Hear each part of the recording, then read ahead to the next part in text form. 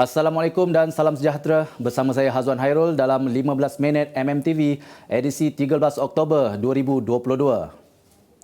Kerajaan mengumumkan pengurangan kadar tol 6 lebuh raya termasuk 4 syarikat konsesi lebuh raya di bawah kendalian projek lintasan Kota Holding Sdn Bhd Prolintas yang berkuat kuasa 20 Oktober nanti. Perdana Menteri Datuk Seri Ismail Sabri Yaakob berkata, 4 lebuh raya itu adalah lebuh raya bertingkat Ampang Kuala Lumpur, lebuh raya Koridor Guthrie, lebuh raya Kemuning Shah Alam dan lebuh raya lingkaran penyuairan trafik Kajang. Untuk lebuh raya Kajang Seremban dan lebuh raya Sungai Besi di bawah kumpulan IJM Corporation Berhad, pengurangan kadar tol akan bermula 1 Januari tahun depan. Berita baik itu diumumkan Perdana Menteri ketika merasmikan pembukaan lebuh raya bertingkat Damansara Shah Alam di Plaza Tol Denai Alam pagi tadi. Kos bayaran tol adalah perbelanjaan besar daripada pengguna lebuh raya di Lebah Kelang yang terpaksa menggunakan kemudahan itu untuk urusan kerja. Teka-teki siapa rakan kerjasama PAS dalam menghadapi pilihan raya umum ke-15 akhirnya terjawab apabila parti itu sebulat suara memilih Perikatan Nasional sebagai sekutu. Presidennya Tan Sri Abdul Hadi Awang menegaskan keputusan itu dibuat atas prinsip penyatuan ummah. PAS juga sebentar tadi mengekalkan pendirian untuk tidak membubarkan Dewan Undangan Negeri Kelantan, Terengganu dan Kedah yang diterjui parti itu. Keputusan PAS untuk kekal bersama PN itu sekaligus menamatkan kerjasama parti itu bersama UMNO dan Barisan Nasional bagi menghadapi PRU 15. Ketetapan itu akan menyaksikan BN dijangka bersaing dengan PAS untuk 27 kerusi Parlimen. UMNO sebelum ini menetapkan 3 syarat kepada PAS termasuk memutuskan semua kerjasama politik dengan bersatu jika parti itu mahu bekerjasama dengan UMNO dalam PRU 15. Sementara itu, pembubaran DUN Pulau Pinang yang di bawah pentadbiran Pakatan Harapan masih belum diputuskan sehingga lewat petang ini. PH sebelum ini menegaskan tidak akan membubarkan DUN di negeri-negeri yang ditadbir pakatan itu. Bagaimanapun, DAP Pulau Pinang mencadangkan untuk membubarkan DUN supaya pilihan raya negeri dapat diadakan sekaligus dengan PRU 15. Berita seterusnya, Datuk Seri Dr. Ahmad Zahid Hamidi menjelaskan ucapan disampaikannya di Perhimpunan MIC baru-baru ini diputar belit oleh musuh politik untuk mengelirukan rakyat. Pengurusi Barisan Nasional itu berkata ucapannya itu merujuk kepada pendakwaan politik dan terpilih.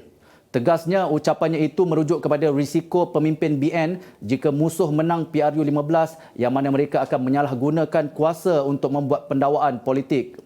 Sementara itu, Ismail Sabri menegaskan dakwaan pembubaran Parlimen dan pelaksanaan PRU 15 dilakukan demi membebaskan pihak tertentu daripada pertuduhan mahkamah adalah tidak benar sama sekali. Tuduhan yang dilemparkan oleh sebahagian pimpinan parti pembangkang itu adalah tidak berasas, malah keputusan pembubaran Parlimen tidak berpandukan tekanan yang diterima dalam UMNO. Pakatan Harapan bersetuju membentuk kerjasama politik dengan Parti Ikatan Demokratik Malaysia MUDA bagi menghadapi PRU 15 akan datang. Pengerusinya, Datuk Seri Anwar Ibrahim berkata, ketetapan itu dicapai dalam mesyuarat Majlis Presiden PH yang dipengerusikannya di Ibu Pejabat PKR. Katanya jawatan kuasa yang dibentuk bagi meneliti kerjasama itu akan meneruskan perbincangan bagi memutuskan beberapa perkara termasuk soal kerusi dan juga logo. Bagaimanapun, permohonan MUDA untuk memasuki gabungan PH secara rasmi mungkin tidak sempat diproses. Memandangkan tarikh PRU 15 dijangka tidak lama lagi dan ia memerlukan kelulusan Jabatan Pendaftaran Pertubuhan ROS. Presiden MUDA Syed Saddiq Said Abdul Rahman sebelum ini menyatakan hasrat menyertai PH sebagai antara parti komponen dalam gabungan itu bagi menghadapi PRU 15.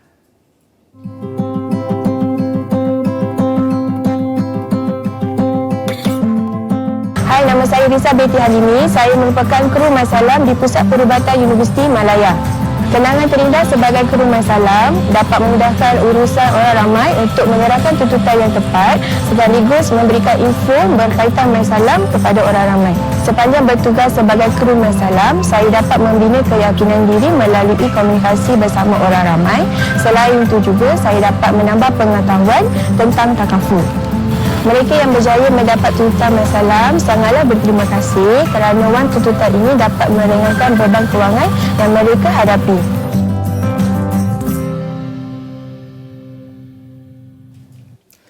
Baiklah, kita kembali lagi. Usahawan kosmetik Datuk Seri Alif Shukri Kamar Zaman mengaku tidak bersalah di Mahkamah Session di sini hari ini terhadap 4 pertuduhan membuat dan memulakan video bersifat sumbang April lalu. Alif yang juga orang kena saman OKS didakwa mengikut Seksyen 233-1-A Akta Komunikasi dan Multimedia AKMM 1998-Akta 588 secara sedar melakukan kesalahan membuat dan memulakan penghantaran komunikasi video bersifat sumbang dengan niat untuk menyakitkan hati orang lain pada 13, 15, 17 dan 21 April lalu yang dilihat pada 24 April di Suruhanjaya Komunikasi dan Multimedia di Cyberjaya. Jika sabit kesalahan, Alif boleh dikenakan hukuman denda tidak lebih RM50,000 atau penjara tidak lebih setahun atau kedua-duanya dan boleh didenda selanjutnya RM1,000 bagi setiap hari kesalahan itu diteruskan jika disabitkan kesalahan. April lalu, Alif dipanggil ke pejabat SKMM di Cyberjaya untuk membantu siasatan membabitkan penayangan klip video lagu bertajuk Kelepak-Kelepuk yang dimuat naik melalui media sosialnya. Penayangan video berkenaan melalui media sosial mendapat kecaman ramai. Pihak berikutan ia memaparkan sekumpulan penari lelaki bersolek dan berperwatakan lembut dengan tarian mencolok mata.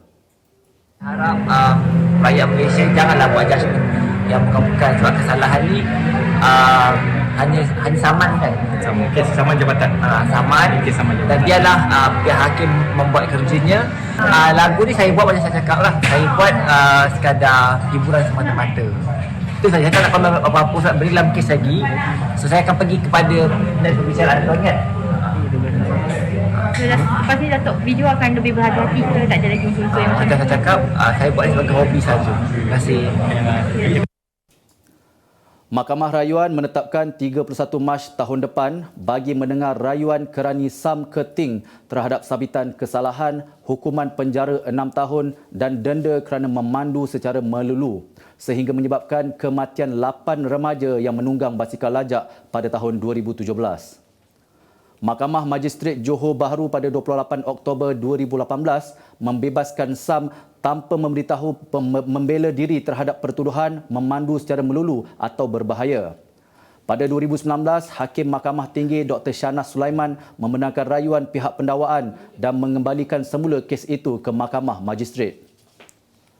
Magistrate Siti Hajar Ali yang mendengar kes itu pada tahun 2019 sekali lagi melepas dan membebaskannya pada akhir kes pembelaan menyebabkan pihak pendakwaan memfailkan rayuan kedua ke Mahkamah Tinggi. Pada 13 April tahun ini, Hakim Mahkamah Tinggi Dato' Abu Bakar Katar membenarkan rayuan pihak pendakwaan dan mensabitkan kesalahan memandu secara melulu dan menjatuhkan hukuman penjara 6 tahun dan denda RM6,000. Keting mendapat kebenaran daripada Mahkamah Rayuan pada 18 April lalu untuk merayu terhadap sabitan dan hukuman penjara. Mahkamah juga membenarkan permohonan Keting untuk menangguh pelaksanaan hukuman penjara dan membebaskannya dengan ikat jamin RM10,000 dengan seorang penjamin sementara mendengar rayuannya. Mahkamah Negeri Jakarta Pusat menetapkan tarikh perbicaraan pertama berhubung kes dakwaan penipuan sijil ijazah melibatkan Presiden Joko Widodo atau Jokowi pada 18 Oktober nanti. Mahkamah berkenaan dalam laman web rasminya menyatakan defendant kes yang terlibat ialah Jokowi, Suruhanjaya Pilihan Raya Umum sebagai penganjur pilihan raya Presiden, Pilpres, Majlis Mesyuarat Rakyat Republik Indonesia serta Kementerian Pendidikan, Kebudayaan, Penyelidikan dan Teknologi. Manakala pihak pendakwaan kes pula melibatkan Bambang Tri Mulyono dan peguamnya Ahmad Khozinuddin. Plaintiff mendakwa bahawa Jokowi telah melakukan perbuatan menyalahi undang-undang dengan membuat kenyataan palsu dan atau memberikan dokumen palsu berupa sijil sekolah rendah, sekolah menengah pertama dan sekolah menengah atas. Seterusnya, penduduk miskin di Jepun berdepan krisis makanan berikutan kebimbangan disuarakan penyedia-penyedia bank makanan yang menjangkakan bekalan tidak dapat lagi memenuhi permintaan meningkat. Penyedia bank makanan berkata lebih banyak syarikat runcit dan orang persendirian mengurangkan komitmen terhadap tanggungjawab tersebut berikutan diramal berdepan kemelesetan ekonomi akibat perang di Ukraine. Tambahnya, banyak syarikat runcit kini menghapuskan makanan yang tidak terjual sebelum mencapai tarikh luput.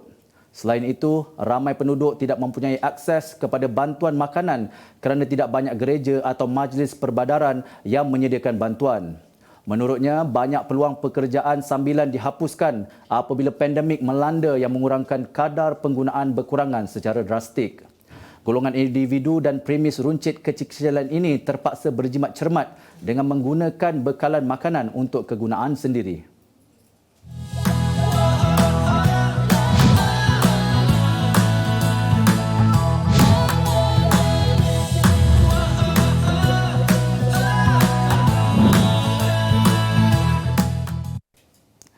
Baiklah, kita kembali.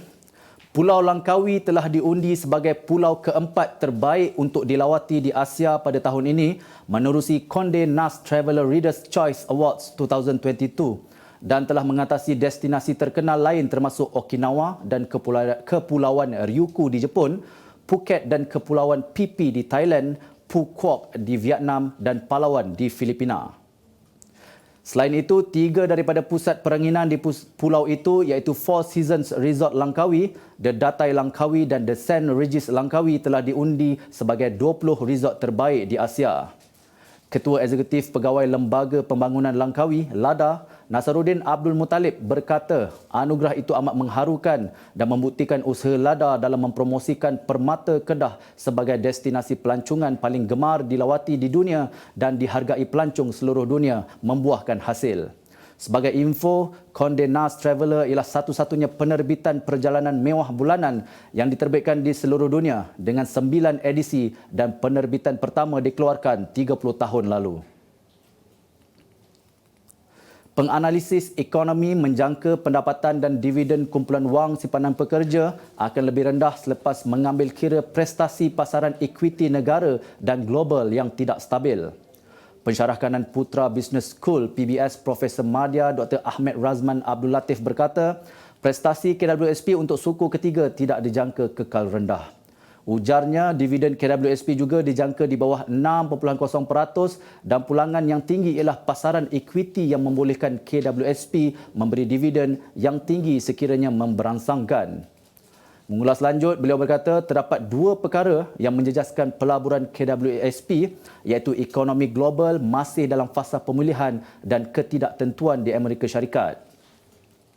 Ketidakstabilan politik juga boleh menjejaskan pelaburan KWSP.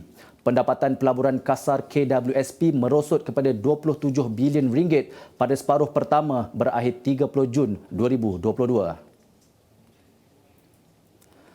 Kemenangan pelumba Colombia Juan Sebastian Molano pada peringkat kedua Le Tour de Langkawi 2022 yang berakhir di raup Pahang semalam ditarik oleh penganjur. Pengumuman itu dibuat beberapa jam selepas perlumbaan tamat kerana beliau didakwa tidak menunjukkan semangat kesukanan tinggi apabila menolak pelumba lain menuju 300 meter ke garisan penamat dan melakukan pecutan yang tidak mengikut laluan yang sepatutnya.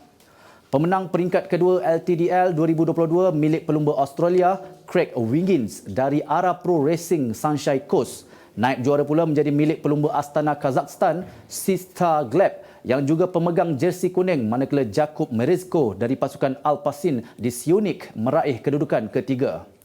Walau bagaimanapun, Molano masih boleh bersaing untuk perlumbaan peringkat ketiga pada hari ini yang meliputi jarak 123.7 km dari Putrajaya ke Genting Highlands. Baiklah, sebagai penutup 15 minit MMTV hari ini, saksikan laporan cuaca esok Jumaat 14 Oktober 2022. Jangan lupa dapatkan akhbar utusan Malaysia dan Kosmo untuk berita-berita terkini dan menyeluruh. Sekian saja daripada saya, Hazwan Hairul. Assalamualaikum dan salam sejahtera.